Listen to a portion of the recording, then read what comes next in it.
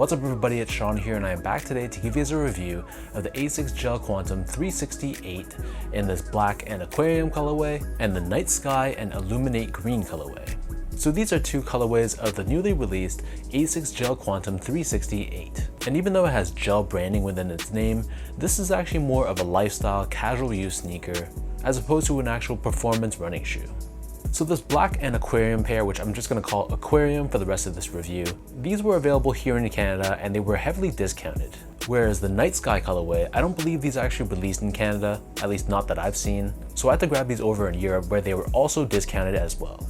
So both of these shoes retail for a price of $160 each or $210 here in Canada. And if you've been following my channel, I already reviewed the CP company collaboration on this model, so it's pretty much the exact same review, minus a few minor details. So if you want to skip this video and go straight to the on-feet look, then by all means go ahead. So the upper of both of these shoes is crafted using a very tightly wound mesh. So on the Aquarium pair, this is done in a black color, whereas on the Night Sky pair, this is done in a dark blue. Overlaid on the front toe cap, we have these fuse overlays done in their respective light blue and light green colors. And not only does this add some contrast in color, but it also gives you added durability around the front toe cap as well. Covering the eyelets, we have these same fuse overlays giving you added durability and strength. And then beneath this on the mid panel, we have this large Asics stripe, which is outlined in their respective colors in light green and light blue. Surrounding the heel, first of all we have this neoprene-like layer, which feels extremely soft. On the top, we have this fuse layer with Gel Quantum 360 branding done in their respective colors. And then beneath this, we have a hard TPU heel cup, which gives you additional structure and support around the back end of the sneaker. In terms of laces, so these only come with one lace option, and they're an oval-shaped lace done in their respective colors of black and dark blue. Underneath this, we have a padded tongue, which is covered in a mesh layer. And then on the top, we have that neoprene-like material that we saw covering the heel. And then fused on top of this, we have this tag with Gel Quantum 360 and Asics branding. The interior of the shoe is pretty decently padded, and it's covered in a very soft liner, matching the base color of the respective shoes. So there's quite a bit of padding around the heel of the sneaker where your Achilles is. And then for the insoles, these come with a pretty well padded foam lined insole. It's mesh lined on top.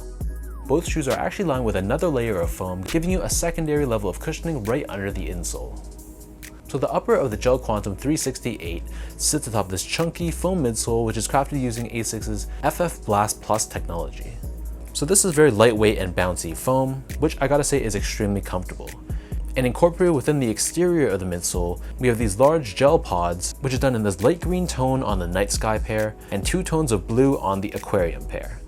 And this helps with impact protection and gives you a little bit more support around the outer edges of the shoe. Finally, turning the shoe over to the bottom, so the outsoles are done in their respective colors of black and dark blue. So we have rubber surrounding the outer edges of the outsole along with this pod on the forefoot, and then surrounding this we have FF Blast Plus foam. And right in the center, we have this TPU shank plate, which is what Asics calls their truss stick technology, and this gives you additional support and rigidity around the midfoot area and helps prevent the shoe from twisting too much when you're walking or running. So that breaks down the look and the construction of both of these pairs. And for those wondering about how these fit, so generally speaking, they do run true to size. My foot measures as a true size 10, slightly on the wider side, and I got both of these in a size 10. I have to say they fit me really well in a slightly snug way. So if you have a narrow, normal, or a slightly wide foot, go true to size and it should fit you really well. But if you have more of a wide foot, you might be better off going up a half size. But if possible, I'd try these on in store first just to make sure you get the correct size for your specific feet. Next up, in terms of the comfort, so I gotta say these are an extremely comfortable sneaker, even though visually they might not look like they're all that. So trying these on straight out of the box, they have a tremendous amount of step-in comfort. You have that nice, soft and bouncy FF Blast Plus foam, so you can feel that compression underfoot right away. But you still have gel on the exterior, which gives you a little bit more support and a little bit more structure around the edges. So I know the shoe is criminally underrated, but if you guys are looking for an affordable, everyday sort of shoe, this is going to be an extremely comfortable option. Finally, in terms of the quality and craftsmanship, so first of all, the material quality was really nothing special. All the materials on these shoes are just meshes and fuse overlays. There's no genuine leathers or genuine suedes, nothing like that, but that's kind of expected given the nature and design of this shoe. And the build of the shoe was alright. There were quite a few glue stains around this Aquarium pair that I have, whereas the Night Sky pair seemed to be a lot more flawless in comparison.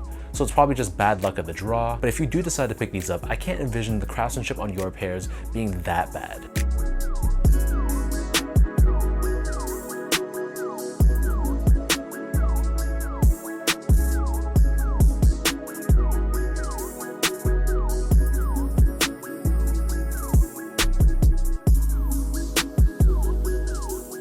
So with all of that out of the way now, let's toss both of these on feet and I'll show you guys how these look.